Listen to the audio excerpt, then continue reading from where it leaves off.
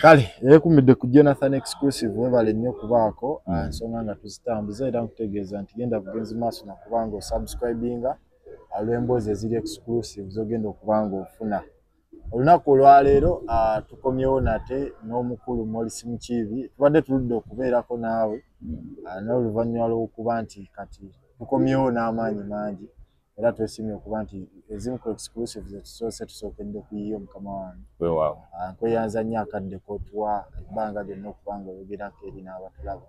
Era pozi nzikiriza n'okukayisaawo abantu baffe ab'emawugola mu kaseera kali tebeerabira Morris Mukiibi ngazze.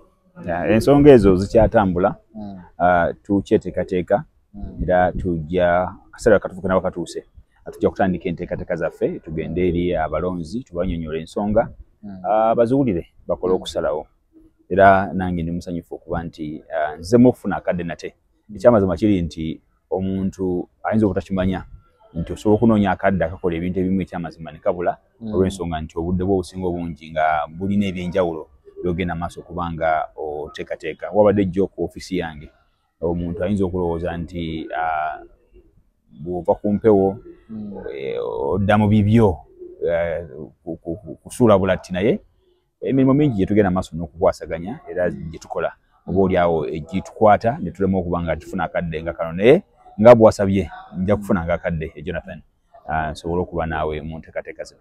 Ng'omu ku bantu abagezi bemmanyi nga bw'oba ow'ensonga tobaako na sayidi emu gye weesigamyeko nanze ensonga lwaki nkwesibako ebiseera ebisinga okufuna endowooza yo ku nsonga ezimu. Naye jjo twabadde tuli awo sipiika yabadde mu bitundu by'e Lwenge mu kampeyini gye baliko eya Museveni Buganda ku Museveni omanyi nga basinzidde kalulu ak'emabega nti bayisibwa bubi naddala mu bitundu bya Uganda. Era sipiika alina statement ze yakoze mu zo ng'agamba nti bo bakkiririza mu nzikiriza eya Katonda ey'ekitiibwa ekya Katonda Taata n'Omwana nga rifaalinga nti enzikiriza yaabwe ye NRM era Katonda ye Museveni then n'omwana we ye muduumizi w'amagye Muhoozi. Statement eno okusookera ddala mu kye baliko eky'okuzza President Museveni mu Buganda tekyafekitinga era ekirala bw'okitunuliriza mu sayidi ey'enzikiriza abantu kubakkiriza bagaana abantu ababadde awo bakkiriza era bw'owulira mu katambi oba oliawo enziramu yaabwe yabadde tematiza tekiina ngeri gye kigenda ku affectinga kampeyini yaabwe eno eya Buganda ku Museveni. Kisobola okuba affectinga naye njagala okujjukiza abalaba Jonathan exclusive nti sipiika si yasoose okukyogera yali Honorable Kiwanda Suubi yali mubaka w'Emityana eyo kati ndowooza mu nteekateeka ya NRM mu SEC ndowooza yeyita namba 4 kuba yatwala Buganda mu nteekateeka eyo. Honorable Kiwanda Suubi yakyogerako nga tunuulira President Museveni nga Katonda Taata n'atunuulira Muhoozi nga omwana oba oliawo mu ntaputa ez'enjawulo ebintu ebyo bitegeeza bintu bya njawulo bingi. Sipiika yakizeemu ate ye n'akyongeramu supu okusukka Kiwanda we yakikomeza era najjo n'akyongedde okunyumya nti bo tewali abajja ku nsonga ezo. Njagala kuwa ensonga nga 4 oba endaba 4 ez'ensonga eno. Katusooke n'enzikiriza. Mu bintu by'olina okuba nga oli mwegendereza nnyo bye bintu okunyoomoola eddiini y'omuntu omulala yenna. Eddiini wano mu ggwanga tulina abakkiririza mu Kristo, tulina Abayisiraamu, tulina ne bannaffe bano ab'enzikiriza z'obuwangwa n'ennono.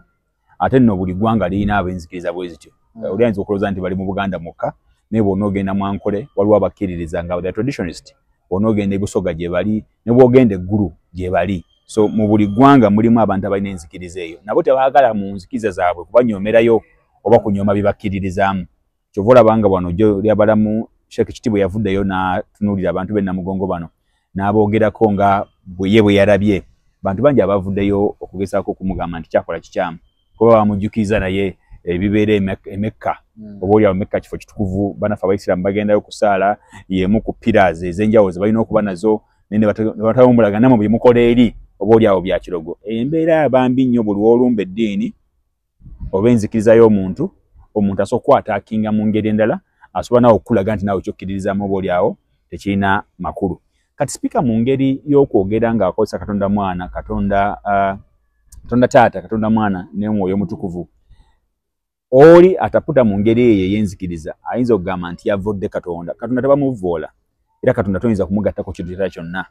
Gwe kasoolireetinga omuntu n'omulireetinga ne Katonda oba already okoze ensobi esinga okubeera ey'amaanyi. Ate sipiika mumanyi mukazi mu Katoliki era akkiririza wadde yafumbirwa mwami Musiraamu naye yenzikiriza ye mu Katoliki. Mwabye ebbanga lingi ng'agenda n'asinkana ne Paapa mirundi mingi mu Ekereziya wano e Rubaga, emikolo egy'Ekereziya, mukyala mu Katoliki era gwe nsuubira nti oba oliawo amanyi kyabadde agenda maaso n'okwogerako. So buli bw'oddira Katonda mu bwakatonda bwe n'omulireetingako ensonga endala yonna, ebiseera ebisinga obungi ku muntu alina enzikiriza ate nga ayinamu embeera sijja gita embeera eri radical, omuntu ayinamu embeera ey'obutaagalira na kuddamu kiwulirako ng'omuntu anyoomoola enzikiriza ye, ayinza okuwuliza obubi. Nja kuwa ekyokulabirako yali Dr. Hildeman. Dr. Hildeman musajja mu Katoliki bamugatira Lubaga awo, yayimbako oluyimba, yali Hildeman ng'ayambadde ebyambalo byaba byali bya bishop. Yes, ndowooza ayambala ebyambalo bya bishop.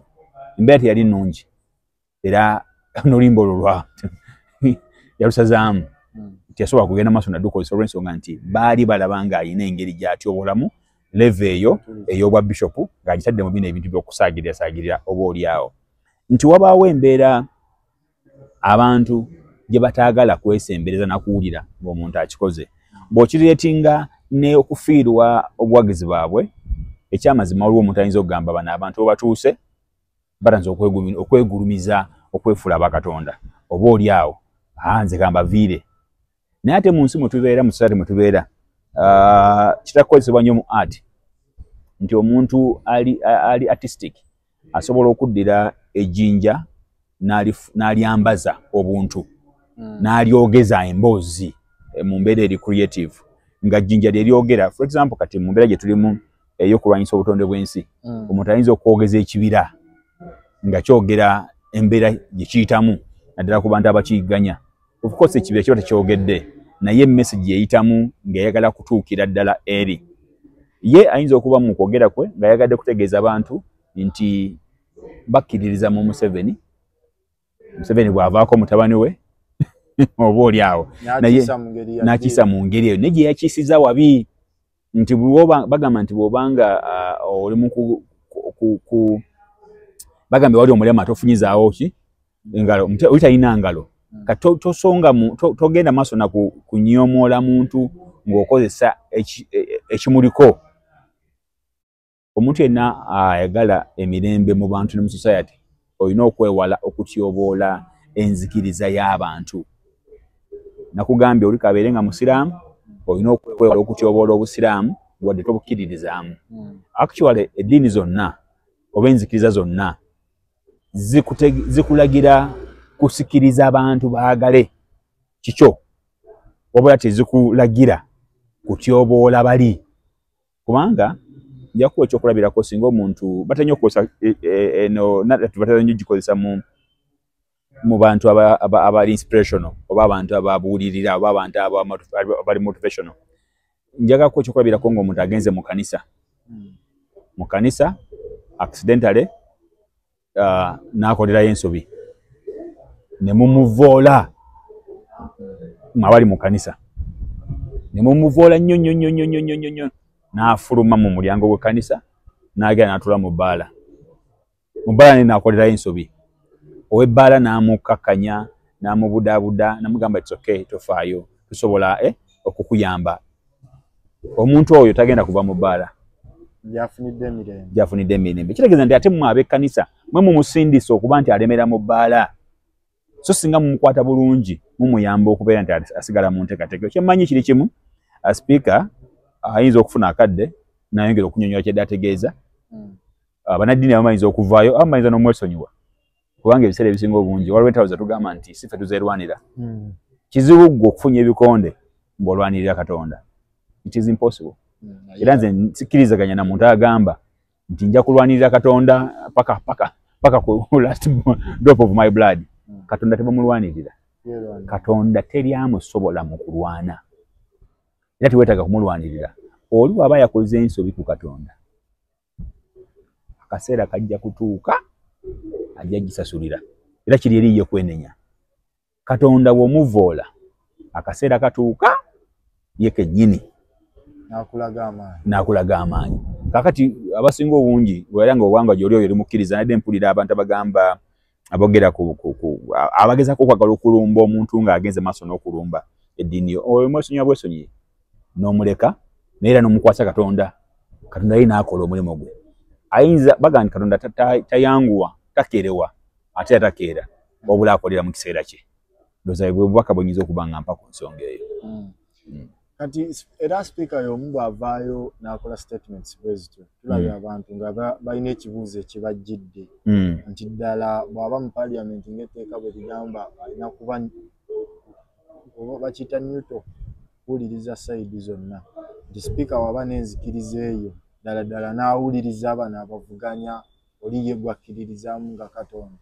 Ekyamazima saagala kwekwasa ku nzikiriza ya speaker na ku ngeri ki alina kuddukanyaamu mirimu gye, tebikwatagana ebyo bibiri.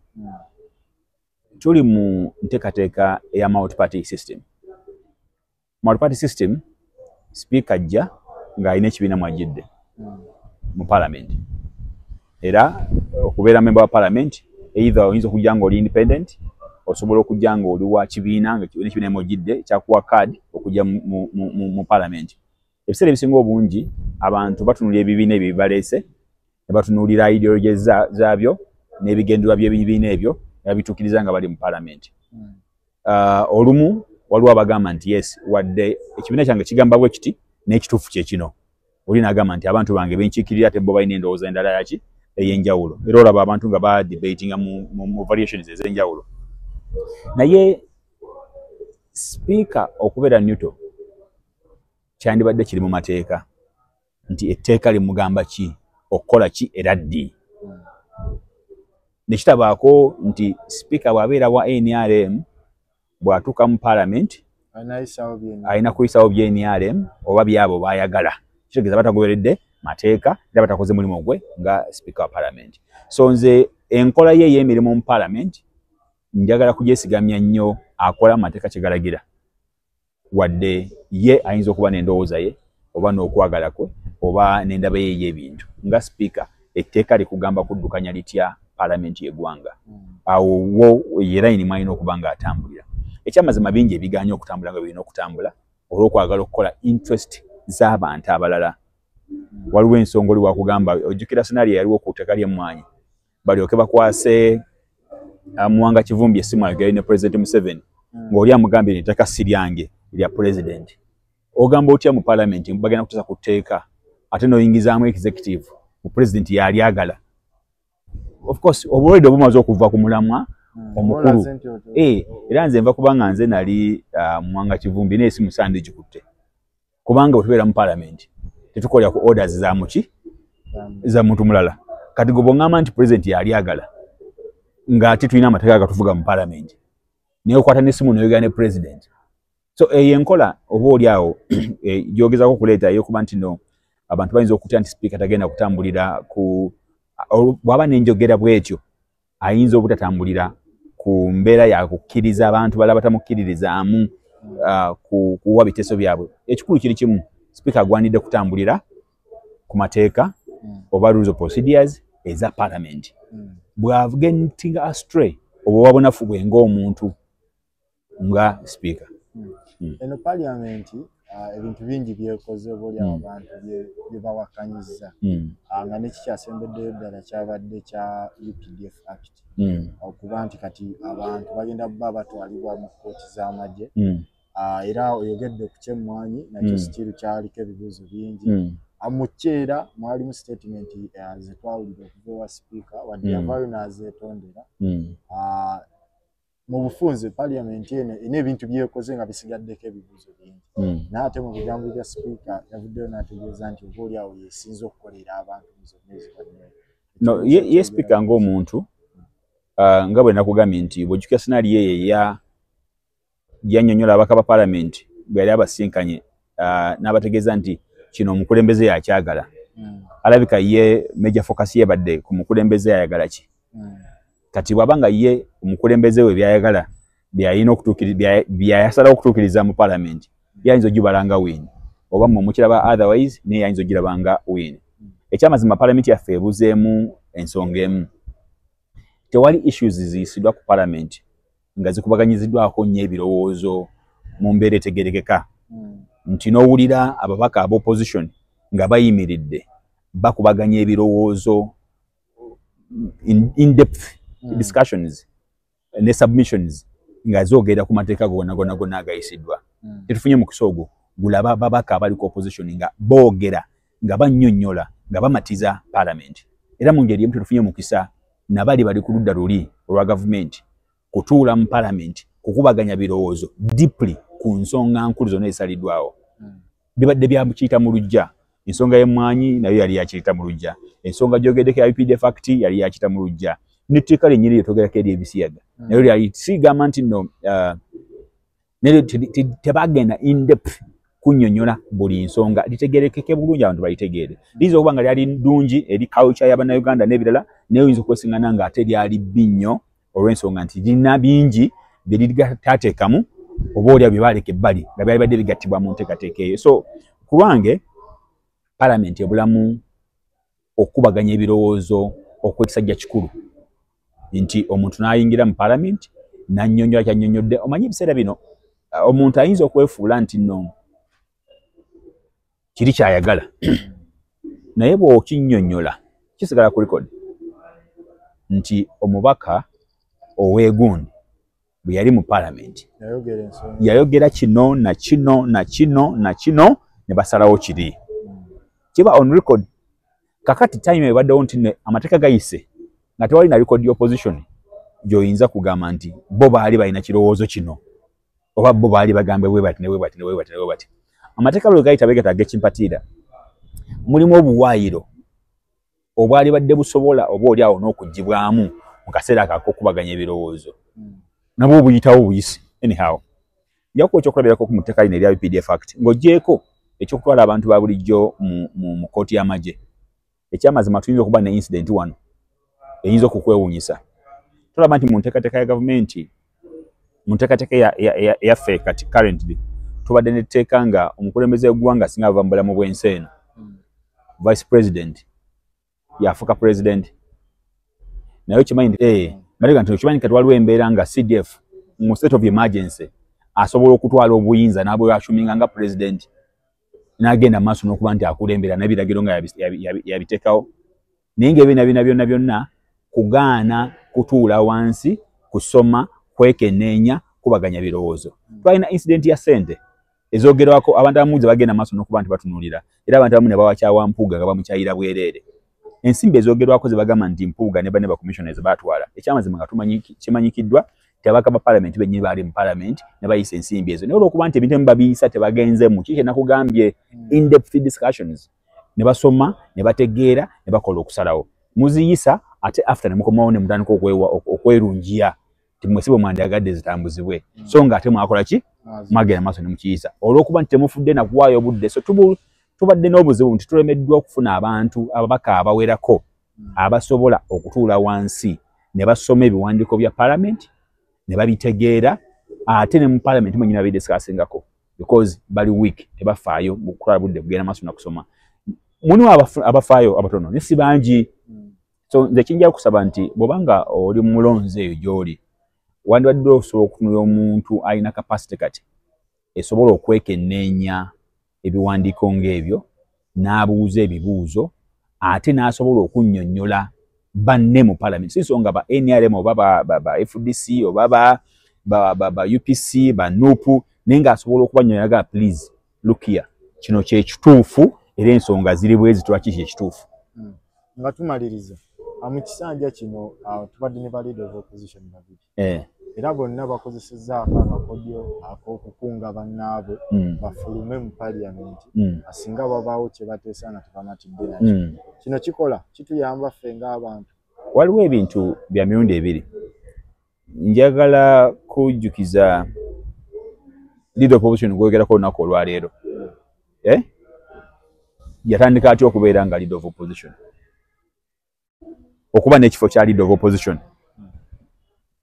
Engeri gye kyatandika okuba nga kibeerawo mu parliament y'eggwanga. Omubaka banne nga beegugunze bagenda. Yasigala mu parliament. N'annyonnyola naawe endowooza ye. Mu mbeera eyo olusaagiriro ne bagamba okay tuteekewo ekifo kya leader of opposition. Nga gavumenti emuwa ensimbi, nga ofisi efuna ssente n'ebirala. Ku ssaawa ya leero abantu abamu abali mu opposition ne political parties ezisinga obungi zirwanira kufuna kifo kya leader of opposition. Ekintu ekyakuleeta mu parliament, somebody yasigala mu parliament n'abako ensonga zannyonnyola. Bwe yannyonnyola ensonga ezo ne mufuna omukisa okuba ne leader of opposition.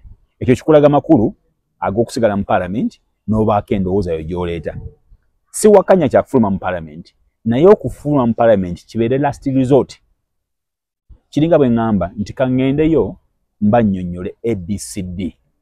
So when you take your time to explain these people, n'obanyonnyola ky'obanyonnyodde, ne batuuka ku level egaana, biba bintu bibiri. Ekisooka, buno obudde bw'omaze ng'onnyonnyola buba valuable.